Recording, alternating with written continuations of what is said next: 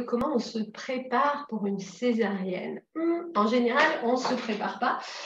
C'est effectivement le scénario qu'on n'a pas envie d'avoir, hein, la césarienne d'urgence. Et pourtant, moi, dans les personnes que j'accompagne, je leur conseille évidemment d'envisager aussi ce scénario qu'on ne contrôle pas. Donc, comment on le fait de la manière la plus naturelle et sereine possible?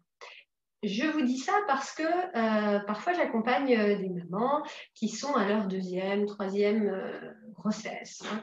Et donc, elles peuvent avoir vécu, pour certaines, un choc, une forme de traumatisme qu'elles n'arrivent pas à surmonter du fait d'une césarienne précédente. Alors, elles sont heureuses, évidemment, d'être devenues mamans, mais il y a encore quelque chose qui pèse. Elles n'arrivent pas à s'en débarrasser. C'est comme un mauvais souvenir qu'elles ont vécu. C'est lié à la césarienne d'urgence qu'elles ont vécue.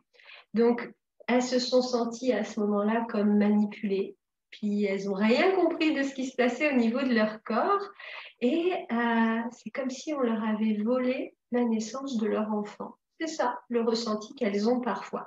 Alors moi, je dis non, on va préparer tout ça pour que ça puisse se passer d'une manière douce, si ça se produit. Et l'idée, c'est de se dire que on est préparé et on est accompagné pour vivre ça. Et comment on se prépare? On se prépare en amont. On va créer un environnement qui soit le plus doux possible pendant la césarienne. Tout d'abord, on prépare en se disant, on nourrit le mental et on se dit, je vais chercher de l'information. Avec une accompagnante à la naissance, par exemple, c'est quoi une péridurale quand on fait une césarienne? C'est quoi aussi une anesthésie générale? Qu'est-ce que ça va impliquer en cas d'anesthésie générale? Si on en est capable, on peut demander à l'anesthésiste de ne pas donner automatiquement la dose de médicaments pour se détendre. Évidemment, on a la dose qu'il faut de médicaments pour ne pas sentir la douleur, ça c'est bien évident. En revanche, les médicaments pour se détendre, peut-être qu'on est capable de rester présente et active pendant cette phase-là pour être en mesure de vivre cet accouchement-ci. Et puis, on peut aussi demander, si on est sous anesthésie générale, à ce que le bébé il soit mis automatiquement en peau à peau avec le papa. Ça, c'est des choses, quand il n'y a pas de complications médicales, qui peuvent être faites. Et puis, c'est une manière de vivre aussi cet accouchement. Les appareils aussi de surveillance, comme le monitoring, l'électrocardiogramme, tous ces appareils qui font du bruit, peut-être qu'on peut les placer dans une zone où ça nous dérange moins quand on est en train de tenir le bébé ou d'allaiter son bébé pour la première fois. On peut organiser cet espace-là. Ensuite, même chose, on peut demander au papa de couper le cordon, s'il le désire évidemment, et lorsque c'est possible, même avec une césarienne.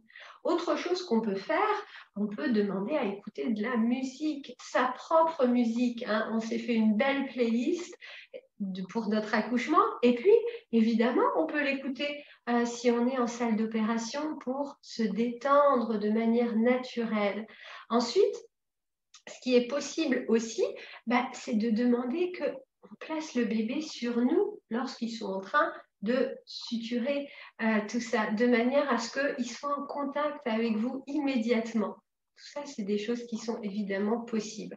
Ensuite, c'est très important le pot à pot, lorsque c'est réalisable toujours, juste après la césarienne. Oui, parce que quand la maman et le bébé ils sont privés de ce contact-là, c'est difficile pour eux. Parce que le pot à pot, c'est quelque chose qui aide à réguler la température du bébé et aussi sa respiration. Comment? Simplement parce qu'il y a comme un ajustement entre votre niveau d'hormones puis sa respiration. Puis ces choses-là, ça se met en place naturellement. Donc, autant que possible, le demander après la césarienne, à la voir rapidement avec vous, votre bébé. Ensuite, il y a une chose dont je voulais vous parler, c'est une nouvelle pratique qui existe et ce n'est pas dans tous les hôpitaux. Donc, il faut bien se renseigner, c'est la césarienne naturelle. Donc là, c'est quoi la différence avec une césarienne classique? C'est que, si on le désire évidemment, on peut voir l'expulsion du bébé. Ouais, on peut le faire sortir tout en douceur, même par césarienne, au rythme des contractions. Alors, il faut valider les circonstances et si c'est réalisable dans la maternité où vous accoucherez, mais c'est un peu comme un accouchement par voie basse parce qu'on peut clamper le cordon, on peut retarder aussi le clampage du cordon et on peut mettre le bébé en peau à peau directement. Puis ça sert à quoi? Ben, ça sert à maximiser en fait la connexion parentale dès le début de la naissance, puis juste limiter les petits impacts négatifs de la césarienne qui sont intériorisés émotionnellement par la suite. Très important. Donc, cette chose-ci, il faut évidemment demander si c'est quelque chose qui peut se faire avec le gynécologue, dans l'hôpital où vous êtes, mais c'est tellement une belle manière de réconcilier la maman avec son scénario A de l'accouchement qu'il ne faut pas s'en priver. Donc, je vous souhaite une bonne journée. Si vous avez des questions, vous savez où me trouver.